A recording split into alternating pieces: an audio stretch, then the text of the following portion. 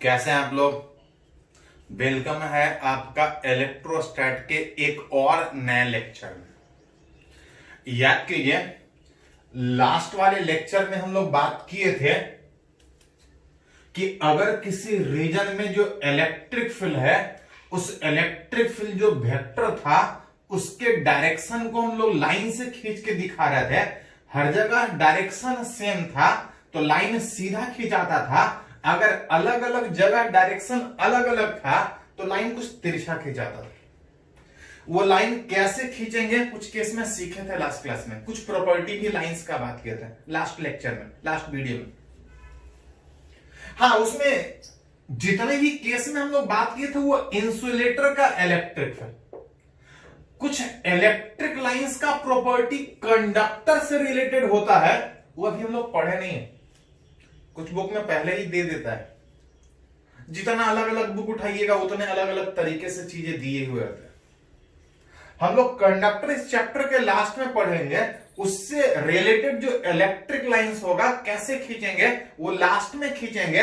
अभी तक पढ़ रहे हैं कि जब तक नहीं कुछ बोला जाए, जो डिफरेंट शेप ऑफ चार्जेस का बात है वो इंसुलेटर था। Insulator that is non conductor, उसके आसपास का फील्ड का बात कर रहे हैं। एक्चुअली अभी इलेक्ट्रिक फील्ड निकालने का प्रोसेस लास्ट क्लास में भी बताए थे कि खत्म नहीं हुआ है। एक और तरीके से किसी चार्ज के आसपास इलेक्ट्रिक फील्ड निकाला जाता है। कौन सा तरीका वो पढ़ेंगे, उससे पहले कुछ टर्म सीख रहे थे। लास्ट क्लास में इलेक्ट्रिक लाइन से डिफाइन किए थे, यहां पे एक और टर्म है इलेक्ट्रिक फ्लक्स। मान के चल रहा है कि अगर किसी रीजन में अगर इलेक्ट्रिक फील्ड है, अगर कहीं इलेक्ट्रिक फील्ड है तो उस फील्ड को हम लोग दिखाते किससे हैं?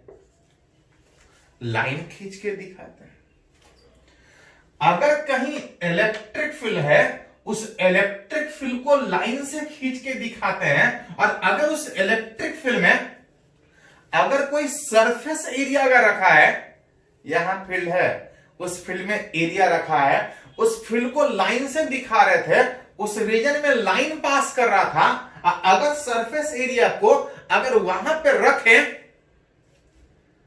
तो फील्ड को लाइन से दिखा रहे हैं, और उस फील्ड में जब एरिया रखेंगे तो कुछ लाइन इस सरफेस एरिया से पास करेगा। किसी सरफेस एरिया के इलेक्ट्रिक फील्ड में होने के बाद उसके अंदर से कितना लाइन पास करेगा उसको हम लोग इलेक्ट्रिक फ्लक्स से दिखाते हैं। उसको किससे दिखाते हैं? Electric flux.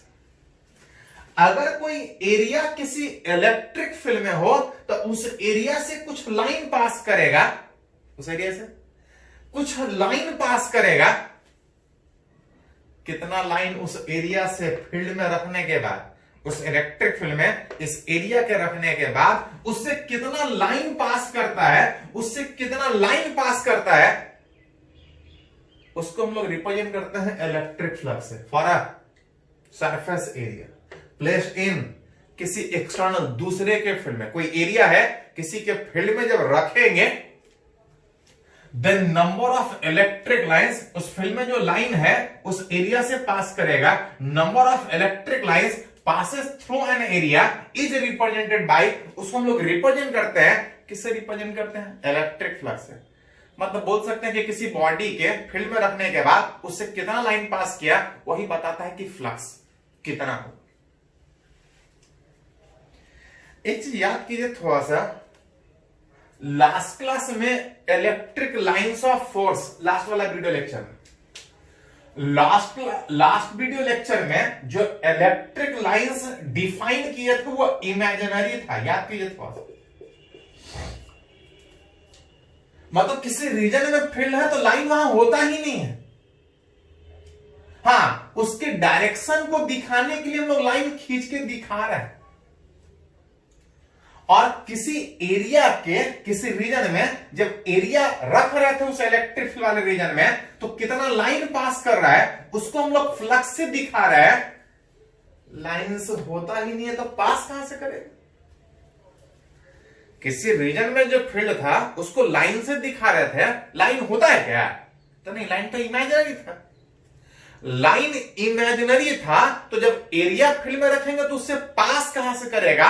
और अगर लाइन पास नहीं कर रहा है तो ये फ्लक्स का बात ही नहीं होगा। फ्लक्स होगा ही नहीं, क्योंकि लाइंस इलेक्ट्रिक लाइंस होता नहीं है तो वो एरिया से पास नहीं करेगा। और जब एरिया से पास नहीं करेगा तो फ्लक्स का तो बात ही नहीं करेगा। एक्चुअली एक हाइपोथेटिकल फिजिकल क्वांटिटी है, फिजिक्स का एक टर्म जो एग्जिस्ट करता नहीं है, लेकिन हम लोग कुछ कैलकुलेशन आसान करने के लिए एक्चुअली याद कीजिए, हम लोग सीख रहे थे अलग अलग शेप ऑफ चार्जेस के आसपास इलेक्ट्रिक फील्ड निकालने के लिए। जितना अलग अलग शेप था फील्ड अलग अलग था, निकालने में एक एक करके तोड़ रहे थे। और जब टोटल निकालना था तो सबको इंटीग्रेट कर रहे थे।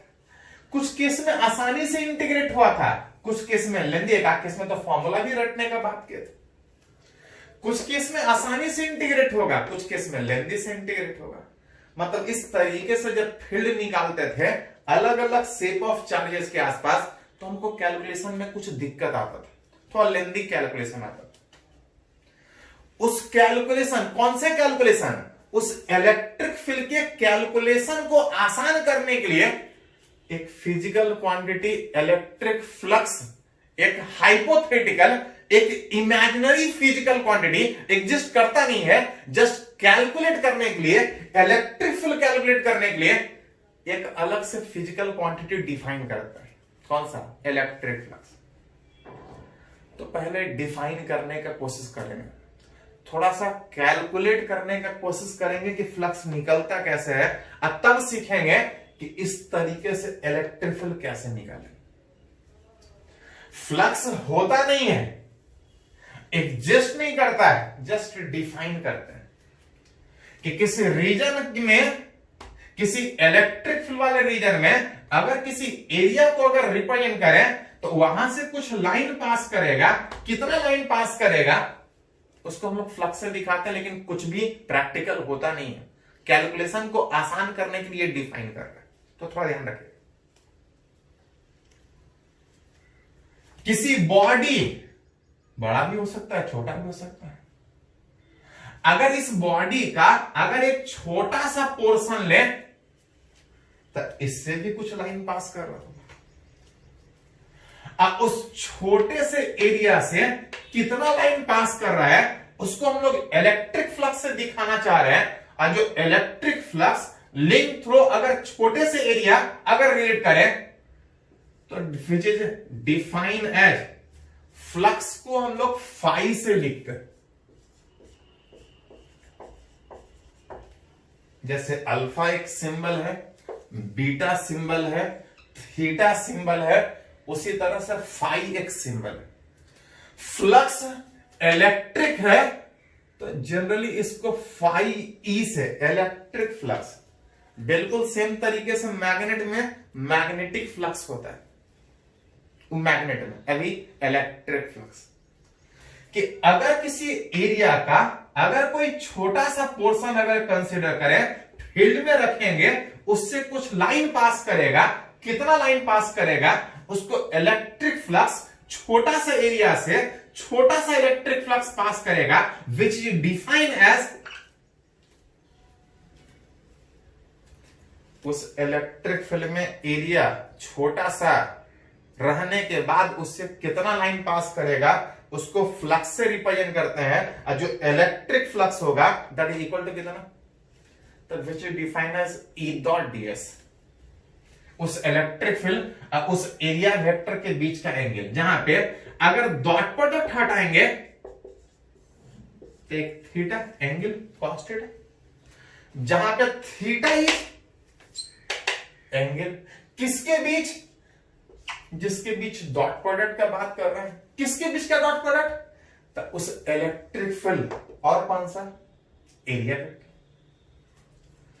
उस इलेक्ट्रिक फील्ड में उस एरिया के बीच कुछ एंगल होगा, अगर वो पता है तो इस डॉट प्रोडक्ट को तोड़ के निकाल सकते हैं। जहां पे डीएस, डीएस क्या था, तो छोटा सा area.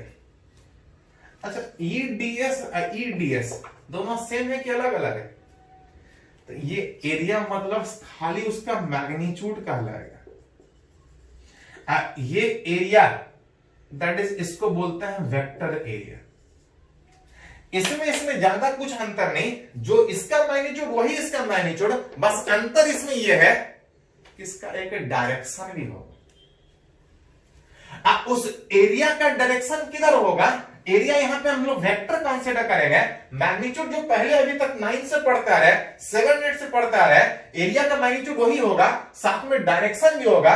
Direction of area vector, ये जो डीएस था that is area vector, area नहीं एरिया वेक्टर। अब उस एरिया का जो डायरेक्शन होगा is outward normal from surface area. Outward मतलब बाहर की ओर। उस छोटे से एरिया के उस इलेक्ट्रिक फील्ड में होने के बाद उससे कितना लाइन पास कर रहा है उसको फ्लक्स से डिफाइन कर रहे हैं। कितना? तो numerically which define as E dot DS, जहां पे E is electric field, area vector area, magnitude वही जो अभी तक पढ़ते आ रहे थे, साथ में डायरेक्शन। डायरेक्शन किधर? तो किसी जगह पे जो एरिया का डायरेक्शन का बात करते हैं तो इट इज आउटवर्ड, बाहर की ओर। बाहर किधर? तो सरफेस के ठीक परपेंडिकुलर। अगर इस जगह अगर छोटा एरिया का डायरेक्शन निकालना हो तो बाहर, बाहर किधर? सरफेस के ठीक परपेंडिकुलर। मतलब अलग अलग जगह पे बात कीजिएगा तो जो एरिया वेक्टर होगा उस इलेक्ट्रिक फील्ड में, उस एरिया के ऊपर अलग अलग जगह बात कीजिएगा तो अलग अलग डायरेक्शन में होगा। उस इलेक्ट्रिक फील्ड में उस एरिया छोटा सा होने के बाद उससे कितना फ्लक्स पास करेगा, which is defined as E dot DS. छोटा सा एरिया से इतना फ्लक्स पास कर रहा है, अगर बड़ा एरिया होगा तो total electric flux through an area. अगर पूरे एरिया से अगर निकालना हो तो कोई दिक्कत नहीं। छोटा सा एरिया से हमको पता है कि फ्लक्स इतना पास कर रहा है, टोटल निकालना है तो इंटीग्रेट करेंगे। विच ई डॉट डीएस का integration that is equal to E into ds into cos theta का इंटीग्रेशन। जैसा जरूरत पड़े छोटा सा एरिया से निकालने के लिए तो छोटा सा एरिया से निकालेंगे, बड़ा सा एरिया निकालने का बात हो तो एक करके जोड़ने का बात होगा। कैसे जुटेगा, कैसे निकालेंगे, उसको न्यूमेरिकली बात करेगा। हाँ, एक फिजिक्स का नया फिजिकल क्वांटिटी डिफाइन हो रहा है। फिजिक्स का एक नया फिजिकल क्वांटिटी डिफाइन हो रहा है तो कुछ और भी बात करेंगे। सबसे पहले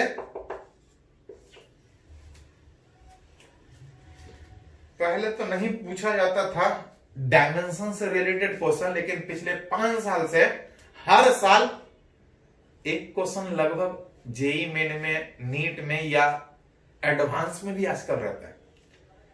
एडवांस में तो बहुत बार आजकल पूरा एक कंप्रिहेंशन 2-3 क्वेश्चन पूछ ले रहा है, तो थोड़ा ध्यान रखिए, धीरे धीरे यूज कीजिएगा तो होते जाएगा। एक नया फिजिक्स का टर्म डिफाइन हुआ है, इसका कुछ डायमेंशन होगा। इस इलेक्ट्रिक फ्लक्स का डिफिनीशन था E into ds into cos theta. जब डायमेंशन का बात करेंगे तो इज इलेक्ट्रिक फील्ड। ध्यान रहे थोड़ा सा, सारा का डायमेंशन आप रट नहीं सकते हैं, 2-4 याद रखिएगा। जितना भी तरह का मास है, छोटा हो बड़ा हो, उसको m से, जितना भी तरह का लेंथ था उसको l से, जितना भी तरह का टाइम था उसको t से, velocity length by time, length by time, distance by time velocity, acceleration velocity में टाइम से एक बार और divide, force the mass into acceleration LT minus 2-4 याद रखिएगा। फोर्स हो गया, वर्बेटन और एनर्जी का डायमेंशन सेम होता है। आप हाफ mv² से निकाल सकते हैं, fs से निकाल सकते हैं, मल्टीप्लाई कीजिएगा तो ml² t माइनस 2। ये 2-4 वो डायमेंशन याद रखिएगा तो पूरा फिजिक्स में कोई भी नया फिजिकल क्वांटिटी आएगा, अगर उसका फॉर्मूला पता है तो हम डायमेंशन लिख सकते हैं। इलेक्ट्रिक फील्ड एक नया फिजिकल क्वांटिटी है which is defined as force per unit charge, force per unit charge into area into cos theta, force का डायमेंशन थोड़ा सा बोले थे याद रखने के लिए, mlt-2 चार्ज इलेक्ट्रोस्टैट में स्टार्टिंग में रिलेट किया था, चार्ज था current into time A into T, area length into width, दोनों एक तरह का लेंथ L², cos थीटा एक नंबर, एंगल जो डालना डाल लीजिए, ये हमेशा एक नंबर देगा 30, 60, 50 जो डालना डाल लीजिए, और नंबर एक मैथमेटिकल टर्म है, उसका कोई डायमेंशन नहीं होगा। सारे को अरेंज कीजिएगा तो m एक जगह पे, एक t ऊपर जाएगा, यहां पे ध्यान दीजिए थोड़ा सा, L2 एक L का पावर 1 में L³ आएगा, और t से और डिवाइड कीजिएगा तो t-3 a ऊपर जाएगा तो a का पावर माइनस, ml3 t का पावर -3 और a का पावर कितना माइनस। एक नया फिजिकल क्वांटिटी है, डायमेंशन का तो बात हुआ ही हुआ, कुछ यूनिट का भी बात, डायमेंशन से भी यूनिट लिखा जाता है। अगर रिलेशन में फोर्स हो तो फोर्स से भी यूनिट लिखा जाता है। जनरली अगर रिलेशन में फोर्स हो, वर्कडन हो, तो सीधा सीधा रिलेशन से यूनिट लिखा जाता है। फोर्स का लिखिएगा तो फोर्स का यूनिट क्या होता है? Newton. Area metre square, charge per coulomb, newton metre square per coulomb. इसको इतना लिखने के बजाय आप चाहे तो सिंपल एक सिंगल लेटर से इस इलेक्ट्रिक फ्लक्स का यूनिट वेबर, इसको WB से रिप्रेजेंट कर सकते हैं। वेबर उस फिजिकल क्वांटिटी का यूनिट है। साथ में एक और पॉइंट अगर यहां पे लिखा जाए, फ्लक्स स्केलर के वेक्टर याद कीजिए, जब भी कोई फिजिकल क्वांटिटी डॉट प्रोडक्ट में डिफाइन होता है तो डॉट प्रोडक्ट हमेशा स्केलर देता है। ये एक स्केलर दे रहा है, ये एक स्केलर जब भी बराबर होगा स्केलर के, मतलब बोल सकते हैं कि जो फ्लक्स है, electric flux is a scalar quantity. Scalar quantity, vector नहीं स्केलर होगा। स्केलर होने का मतलब कि इस फ्लक्स का कोई डायरेक्शन नहीं है। हाँ, वेक्टर का डायरेक्शन होता है, स्केलर का डायरेक्शन नहीं होगा। साथ साथ स्केलर का वैल्यू पॉजिटिव नेगेटिव दोनों हो सकता है। स्केलर पॉजिटिव भी हो सकता है और नेगेटिव भी हो सकता है। तो बात की है एक नया फिजिक्स का टर्म, कौन सा? Electric flux. क्या था इलेक्ट्रिक फ्लक्स? किसी एरिया के इलेक्ट्रिक फील्ड में रखने के बाद उससे लाइन जितना पास करेगा उसको हम लोग फ्लक्स बोल रहे हैं। एक्चुअली न लाइन होता है ना फ्लक्स पास करेगा, सारा हम लोग इमेजिनरी। क्यों? अलग अलग शेप ऑफ चार्जेस के आसपास फील्ड निकालना चाह रहा है। फील्ड निकालने के लिए एक नया फिजिकल क्वांटिटी डिफाइन कर रहा है, इलेक्ट्रिक फ्लक्स, जो बताता है कि किसी बॉडी के फील्ड में रहने के बाद कितना उससे लाइन पास करेगा। ये तो डेफिनेशन हुआ। कुछ केस में और कुछ और भी इसका रूल सीखेंगे, कुछ कैलकुलेशन सीखेंगे, तब हम लोग बात आगे बढ़ाएंगे। पहले इसको नोट कीजिए थोड़ा सा। अब हम लोग एक नया फिजिकल क्वांटिटी डिफाइन किए, इलेक्ट्रिक फ्लक्स।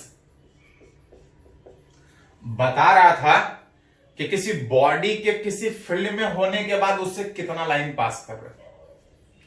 किसी बॉडी के किसी इलेक्ट्रिक फील्ड में होने के बाद उससे कितना लाइंस पास कर रहा है, वो इलेक्ट्रिक फ्लक्स बता रहा था।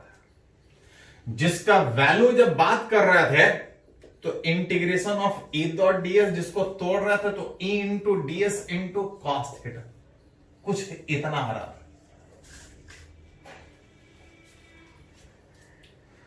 जहां पे ये जो एरिया था वो स्केलर नहीं वेक्टर, जिसका मैग्नीट्यूड भी होगा और डायरेक्शन किसी जगह पे बाहर की ओर सरफेस के ठीक परपेंडिकुलर। फ्लक्स एक नया फिजिकल क्वांटिटी जो स्केलर डिफाइन हो रहा था, इसका सिर्फ मैग्नीट्यूड का बात होगा, कोई डायरेक्शन नहीं होगा। हम मैग्नीट्यूड प्लस भी हो सकता है और माइनस भी हो सकता है। एक आध पॉइंट इसमें कभी कभी जरूरत पड़ता है कि जो इलेक्ट्रिक फ्लक्स किसी बॉडी से पास करेगा वो मैक्सिमम कब पास करेगा। सबसे ज्यादा कब पास करेगा? फ्लक्स मतलब किसी बॉडी के फील्ड में होने के बाद कितना लाइंस पास कर रहा है। निकालना चाह रहे हैं फ्लक्स मैक्सिमम कब पास करेगा, विच इज लाइन कब मैक्सिमम होगा।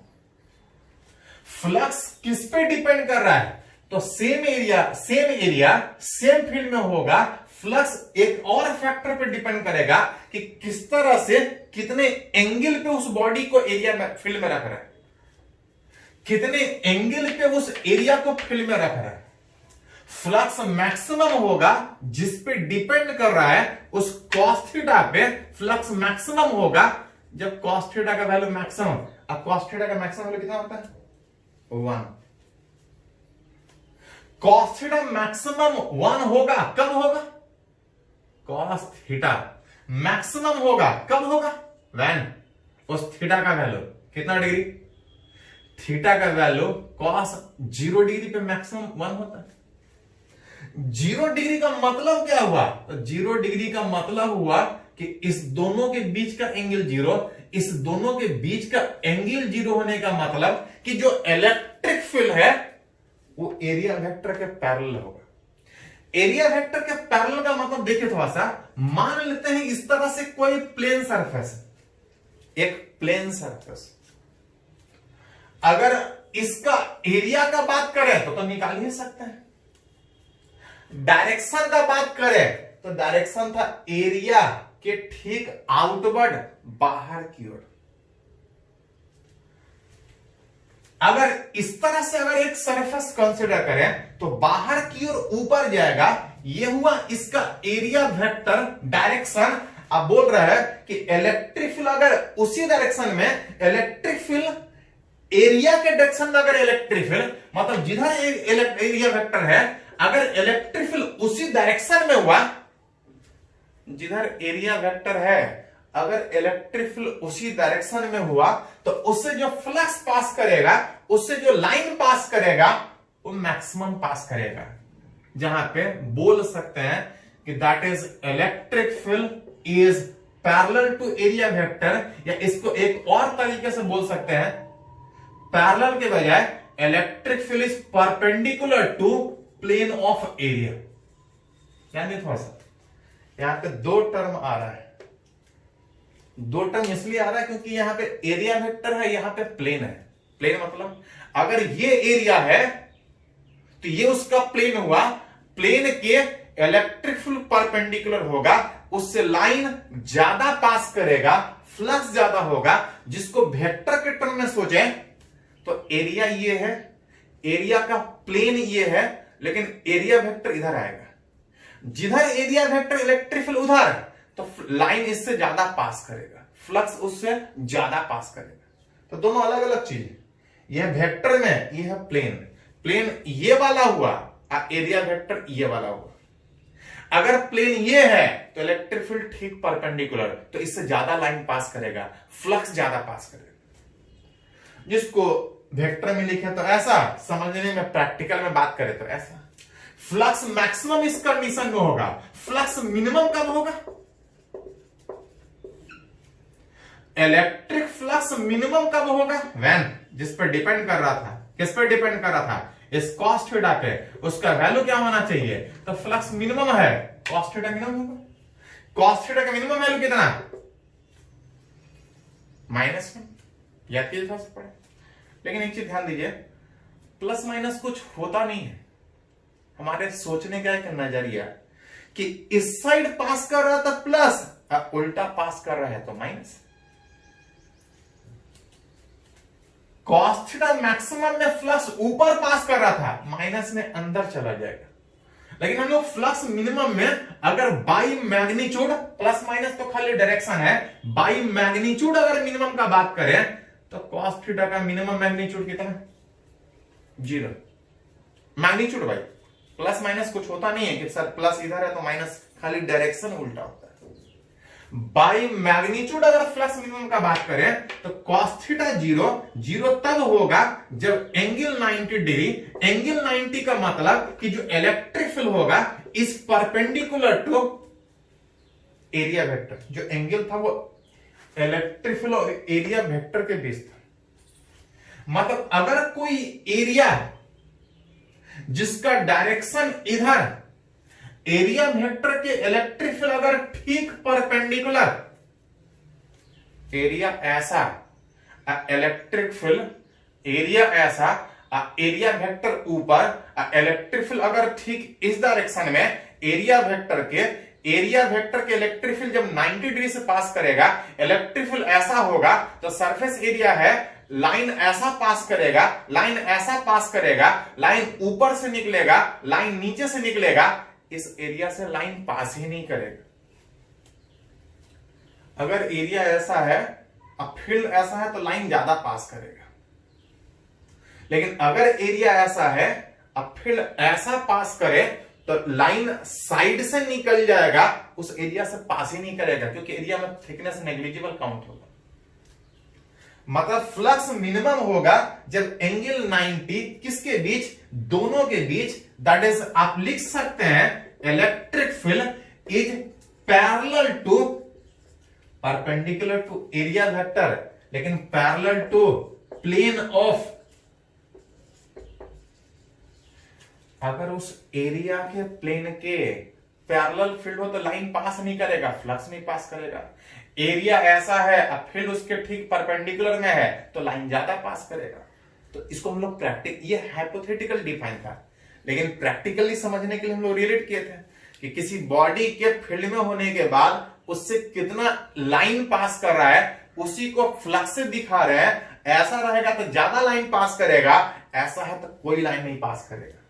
फ्लक्स मिनिमम होगा जिसमें एक भी जीरो हुआ तो जो इलेक्ट्रिक फ्लक्स है वो कितना होगा, जीरो, मतलब कोई लाइन नहीं पास करेगा। तो जैसा जरूरत पड़े किसी एरिया के फील्ड में होने के बाद उससे कितना लाइन पास करता है, उससे कितना फ्लक्स पास करता है, वो आप निकाल सकते हैं।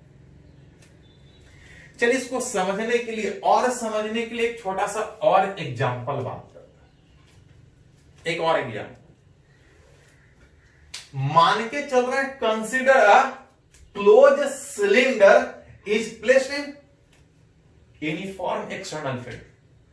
कहीं यूनिफॉर्म एक्सटर्नल फील्ड में, यूनिफॉर्म मतलब लास्ट वाले लेक्चर में दिखाए थे, समझे थे। यूनिफॉर्म मतलब हर जगह फील्ड मैग्नीट्यूड सेम और डायरेक्शन भी सेम, लाइन बराबर गैप पे हो।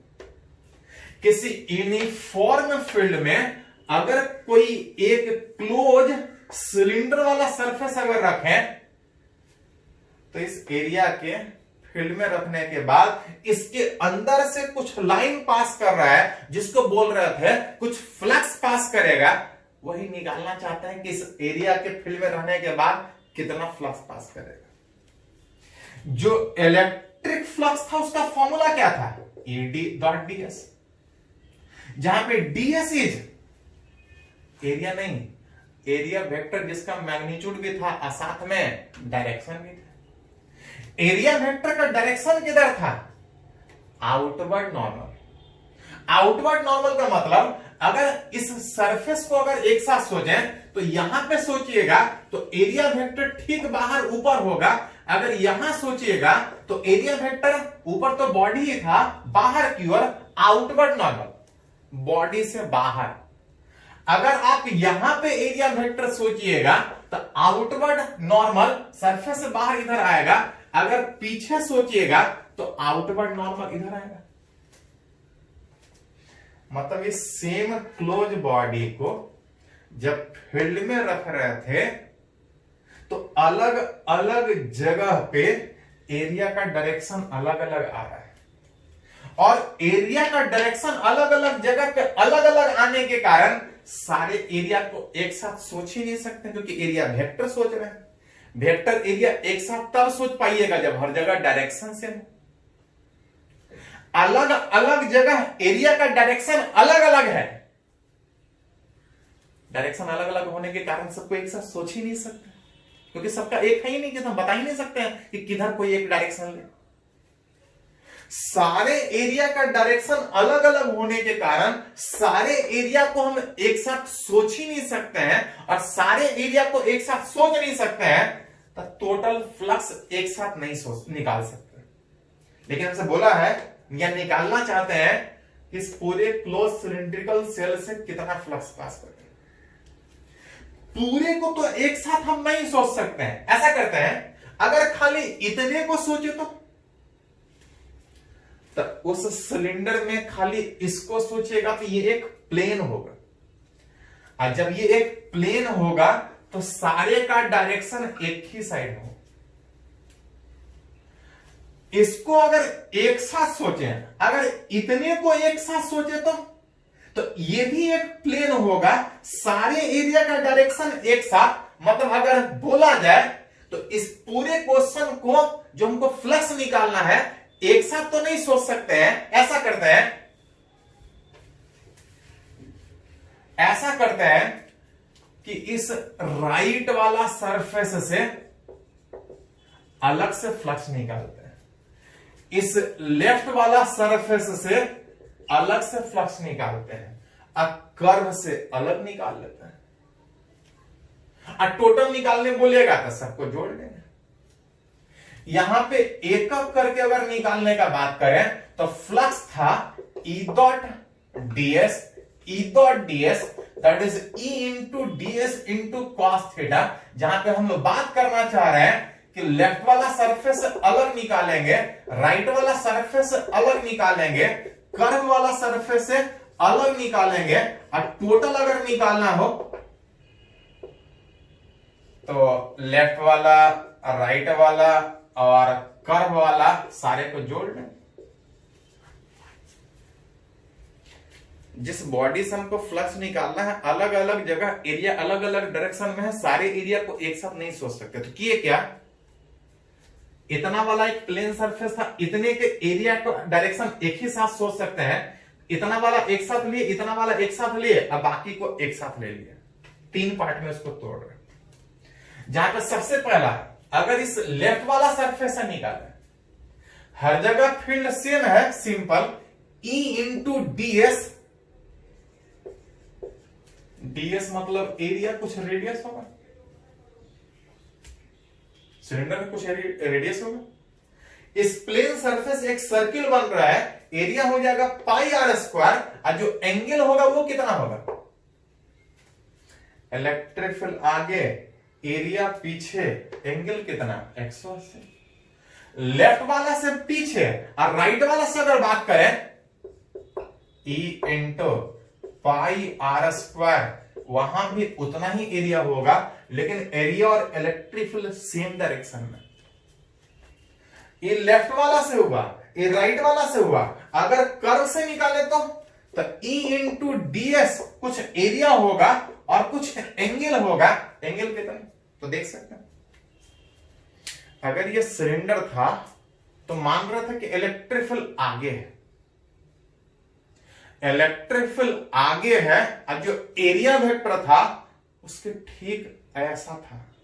यहां पे बात कर रहे थे एरिया वेक्टर ऊपर, यहां बात कर रहे थे एरिया वेक्टर नीचे, यहां बात कर रहे थे एरिया वेक्टर इधर आउटवर्ड नॉर्मल, बाहर की ओर सरफेस के ठीक परपेंडिकुलर। इस कर्व सरफेस पे एरिया वेक्टर चारों तरफ अलग अलग डायरेक्शन में, इलेक्ट्रिक फील्ड आगे होने के कारण कहीं भी सोचिएगा तो एरिया ऊपर इलेक्ट्रिक फील्ड आगे, एरिया इधर इलेक्ट्रिक फील्ड आगे, हर जगह जो एंगल बनेगा वो कितना होगा 90 डिग्री, और कॉस 90 कितना होगा, मतलब लेफ्ट से पास करेगा, राइट से पास करेगा, और कर्व से कोई फ्लक्स पास नहीं करेगा। क्यों नहीं पास करेगा, सरफेस ऐसा होने के कारण लाइंस ऐसा निकल जाएगा, उधर से पास ही नहीं करेगा। पास तब होता जब ऐसा इन कर, कर्व से कोई फ्लक्स नहीं पास करेगा। अगर टोटल फ्लक्स निकालने का बात करें तो देख सकते हैं लेफ्ट वाला से cos 180 में E into pi are square, minus में cos 180 -1 होता है। राइट वाला सरफेस से cos 0 प्लस 1 में E into pi are square, और कर्व से 0। What is the total electric flux, तो what is the total electric flux 0। जो टोटल इलेक्ट्रिक फ्लक्स आ रहा है 0 आ रहा है, ये तो कैलकुलेशन हुआ। इस रिजल्ट को समझने के लिए पहले इसको थोड़ा सा नोट कर लीजिए, तो हम लोग आगे बात करते हैं। इसको नोट कीजिए तो पहले। तो ये रिजल्ट क्या आया, कुछ बता भी रहा है, कुछ पॉइंट भी इससे निकलेगा, उसको बात करेंगे, उसको लिखेंगे। पहले इसको नोट कर लीजिए।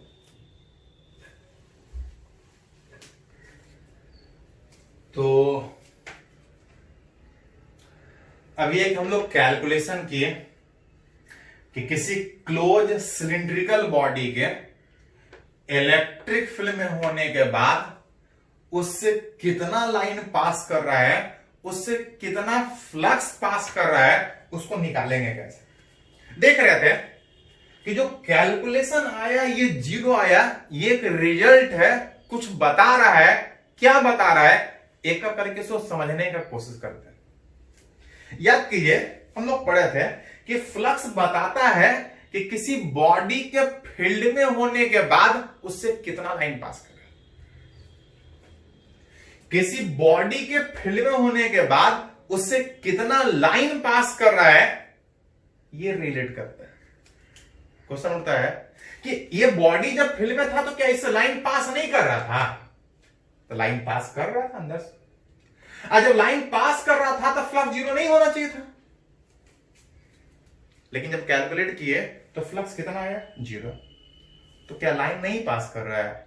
तो ध्यान दीजिए, इस बॉडी के फील्ड में रहने के बाद जब रख रहा है तो इससे लाइन पास कर रहा है, लेकिन गड़बड़ क्या है कि जितना लाइन इन कर रहा है उतना ही लाइन बाहर भी निकल रहा है। जितना लाइन किसी एक जगह पे इन कर रहा है उतना ही लाइन बाहर भी निकल रहा है। अगर इनवर्ड फ्लक्स को अगर पॉजिटिव सोचे तो इस आउटवर्ड फ्लक्स को हमको निगेटिव सोचना पड़ेगा, जिसके कारण जो टोटल फ्लक्स आ रहा है वो कितना आ रहा है, 0 आ रहा है। बॉडी फील्ड में है, बॉडी से लाइन पास भी कर रहा है, लेकिन जितना लाइन इन कर रहा है उतना ही लाइन बाहर निकलने के कारण जो टोटल इलेक्ट्रिक फ्लक्स आ रहा है वो कितना आ रहा है, विच 0 आ रहा है। मतलब फील्ड में है, लाइन भी पास कर रहा है, फ्लक्स भी पास कर रहा है, लेकिन कुछ फ्लक्स पॉजिटिव में है और कुछ फ्लक्स नेगेटिव में। कौन सा वाला फ्लक्स पॉजिटिव में आ रहा है? तो देख सकते हैं राइट वाला फ्लक्स पॉजिटिव में आ रहा है, राइट वाला फ्लक्स पॉजिटिव में आ रहा है, जो कि अगली बार एक साइन कन्वेंशन की तरह से यूज कर सकते हैं कि किसी बॉडी के फील्ड में होने के बाद उससे जो आउटवर्ड लाइन होगा, उससे जो आउटवर्ड फ्लक्स होगा, दैट इज एक कुछ पॉइंट लिख सकते हैं, outward flux is taken as positive. ऐसा पॉजिटिव नेगेटिव कुछ होता नहीं, किधर भी पॉजिटिव किधर भी नेगेटिव ले सकते। लेकिन यहां पे इस फॉर्मूला के हिसाब से एरिया वेक्टर को जो आउटवर्ड नॉर्मल में पॉजिटिव कंसीडर कर रहे थे, बाहर डायरेक्शन ले रहे थे, उसके कारण जो आउटवर्ड फ्लक्स का डायरेक्शन होगा इज टेकन एज पॉजिटिव। और अगर कहीं इनवर्ड फ्लक्स का बात करें तो उसको साइन कन्वेंशन में हम लोग नेगेटिव कंसीडर करेंगे। तो अभी जो हम लोग फ्लक्स निकाले वो क्लोज सिलिंड्रिकल बॉडी से निकाले। ऐसा क्लोज सिलिंड्रिकल के बजाय बॉडी चाहे किसी भी शेप का होगा, अगर यूनिफॉर्म इलेक्ट्रिक फील्ड में रखिएगा, ध्यान रखिए थोड़ा सा, यूनिफॉर्म मतलब हर जगह सेम फील्ड, बराबर गैप पे लाइन हो। अगर किसी यूनिफॉर्म बॉडी में, यूनिफॉर्म फील्ड में अगर कोई क्लोज बॉडी रखिएगा तो चाहे बॉडी कैसा भी शेप का हो, बॉडी चाहे कैसा भी शेप का हो, जितना लाइन यहां से इन करेगा उतना ही लाइन बाहर निकलेगा, चाहे बॉडी कैसा भी हो। अगर फील्ड यूनिफॉर्म है, लाइन बराबर गैप पे है, बॉडी चाहे जिस तरह से रखना है रख लीजिए, बॉडी क्लोज होना चाहिए, शेप चाहे कोई भी हो। जितना लाइन इन करेगा उतना लाइन बाहर निकलेगा। अगर आउटवर्ड वाले फ्लक्स को पॉजिटिव तो इस इनवर्ड को निगेटिव कंसीडर करना पड़ेगा, और टोटल फ्लक्स का बात कीजिएगा तो हमेशा 0 है। ये एक पॉइंट की तरह से आप नोट कर सकते हैं। क्वेश्चन बनाने में सीधा सीधा यूज कर सकते हैं कि in for a close body, for any close body, body close हो कैसा भी हो, ट्रायंगल, स्क्वायर, जिस शेप का, for any close body placed in uniform electric field, ध्यान रहे थोड़ा सा ये वर्ड यूनिफॉर्म, यूनिफॉर्म में लाइन बराबर गैप पे होगा, नॉन यूनिफॉर्म में बराबर गैप पे होने के बजाय, नॉन यूनिफॉर्म में बराबर गैप के होने के बजाय अलग अलग कुछ हो सकता है, अलग अलग होने में कहीं से लाइन ज्यादा पास करेगा, कहीं से कम लाइन पास करेगा। अगर कोई बॉडी चाहे जिस शेप का हो, अगर वो यूनिफॉर्म इलेक्ट्रिक फील्ड में रखा है, total electric flux link through it, अगर उसके साथ जो टोटल इलेक्ट्रिक फ्लक्स जो लिंक करने का बात होगा वो हमेशा जीरो, चाहे बॉडी कैसा भी शेप का। लेकिन तब जब यूनिफॉर्म, नॉन यूनिफॉर्म में देखना पड़ेगा कि कैसा नॉन यूनिफॉर्म है, जीरो हो भी सकता है, जीरो नहीं भी हो सकता है, तो नॉन यूनिफॉर्म में अलग से निकालना पड़ेगा। हाँ, एक पॉइंट आप लिख सकते हैं कि बॉडी क्लोज है, यूनिफॉर्म इलेक्ट्रिक फील्ड में रखा है, जितना लाइन इन कर रहा होगा उतना ही लाइन बाहर निकलेगा, टोटल इलेक्ट्रिक फ्लक्स हर हाल में कितना होगा, विच इज जीरो। तो एक दो पॉइंट यहां पे है, बाकी तो ये तो लिखा हुआ था आपका, इसको थोड़ा सा खाली नोट कर लीजिए। आगे बात करते हैं, पहले इसको